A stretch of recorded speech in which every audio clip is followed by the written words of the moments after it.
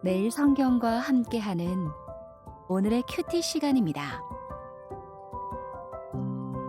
9월 19일 오늘의 말씀은 열왕기하 9장 14절에서 26절입니다.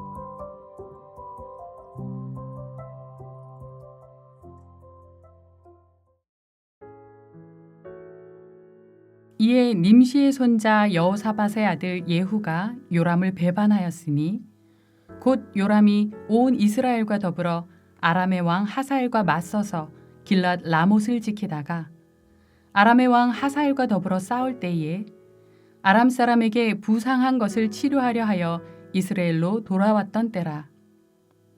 예후가 이르되 너희 뜻에 합당하거든 한 사람이라도 이 성에서 도망하여 이스라엘에 알리러 가지 못하게 하라 하니라. 예후가 병거를 타고 이스라엘로 가니 요람 왕이 거기에 누워 있었음이라. 유다의 왕 아하시아는 요람을 보러 내려왔더라. 이스라엘 망대에 파수꾼 하나가 서 있더니 예후의 무리가 오는 것을 보고 이르되 내가 한 무리를 보나이다 하니 요람이 이르되 한 사람을 말에 태워 보내어 맞이하여 평안하냐 묻게 하라 하는지라. 한 사람이 말을 타고 가서 만나 이르되 왕의 말씀이 평안하냐 하시더이다 하매 예후가 이르되 평안이 내게 상관이 있느냐 내 뒤로 물러나라 하니라. 파수꾼이 전하여 이르되 사자가 그들에게 갔으나 돌아오지 아니하나이다 하는지라. 다시 한 사람을 말에 태워 보내었더니 그들에게 가서 이르되 왕의 말씀이 평안하냐 하시더이다 하매 예후가 이르되 평안이 내게 상관이 있느냐 내 뒤를 따르라 하더라. 파수꾼이 또 전하여 이르되 그도 그들에게까지 갔으나 돌아오지 아니하고 그 병거 모는 것이 nim시의 손자 예후가 모는 것 같이 미치게 모나이다 하니 요람이 이르되 메우라 하매 그의 병거를 메운지라. 이스라엘 왕 요람과 유다 왕 아하시아가 각각 그의 병거를 타고 가서 예후를 맞을세. 이스라엘 사람 나봇의 토지에서 만나매 요람이 예후를 보고 이르되 예후야 평안하냐 하니 대답하되 내 어머니 이세벨의 음행과 술수가 이렇게 많으니 어찌 평안이 있으랴 하더라. 요람이 곧 손을 돌이켜 도망하며 아하시아에게 이르되 아하시아여 반역이로다 하니 예후가 힘을 다하여 활을 당겨 요람의 두 팔 사이를 쏘니 화살이 그의 염통을 꿰뚫고 나오매 그가 병거 가운데에 엎드러진지라. 예후가 그의 장관 빗갈에게 이르되 그 시체를 가져다가 이스라엘 사람 나봇의 밭에 던지라.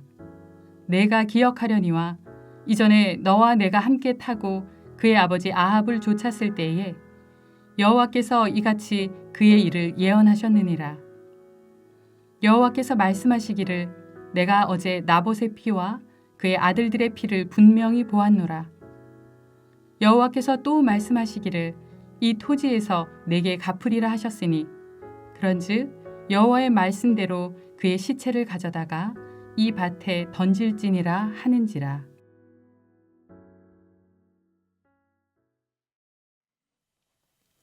시편 140편 12절에서 다윗은 내가 알거니와 여호와는 고난당하는 자를 변호해 주시며 궁핍한 자에게 정의를 베푸시리이다 라고 고백합니다. 다윗의 고백이 나의 고백이 되는 하루 되시길 예수님의 이름으로 축복합니다. 오늘 본문은 세 문단으로 나눌 수 있습니다. 14절부터 16절까지는 예후의 반란 모의, 17절부터 20절까지는 예후의 반란 실행, 21절부터 26절까지는 예후의 심판 대행입니다. 본문의 내용입니다. 먼저 14절부터 16절의 내용입니다. 기름 부음을 받아 이스라엘의 왕으로 세워진 예후는 요람 왕을 공격하려고 모의합니다.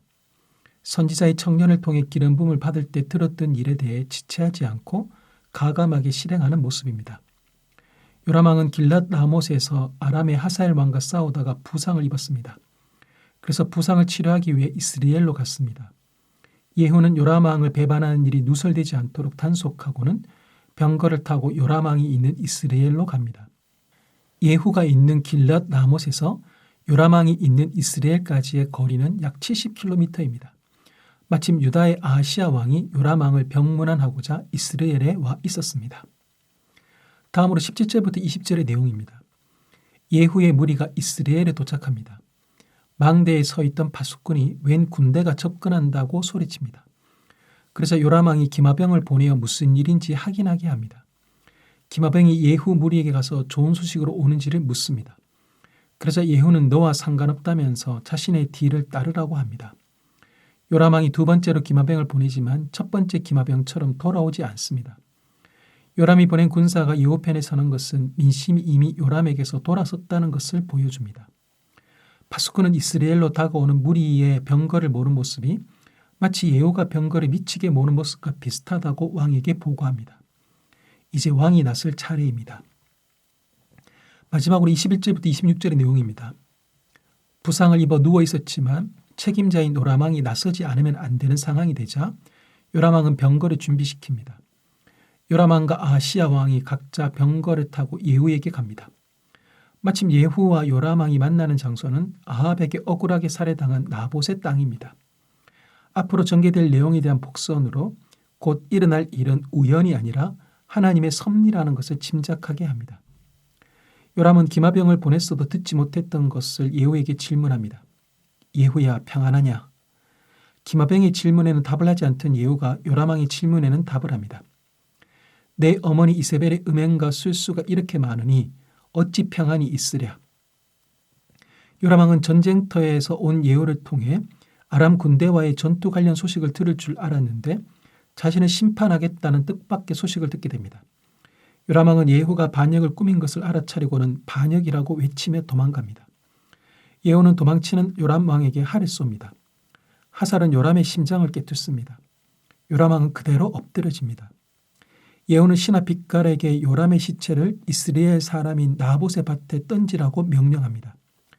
이유는 예후가 빛깔과 함께 요람 왕의 아버지 아합 왕을 수행할 때 하나님께서 아합에게 하신 말씀을 기억하고 있기 때문입니다. 나봇과 그의 아들들이 아합에 의해 억울하게 죽었을 때 하나님께서 나봇의 밭에서 아합에게 벌을 내릴 것이라고 말씀하신 것이 이렇게 이루어집니다. 이로써 예후의 반역은 아합 가문에 대한 하나님의 심판인 것이 드러납니다. 오늘 본문에서 하나님은 어떤 분이십니까? 자기 백성의 억울함을 잊지 않고 갚아주십니다. 이전에 아합과 이세벨이 나봇을 죽여 그의 포도원을 빼앗은 사건이 있었습니다.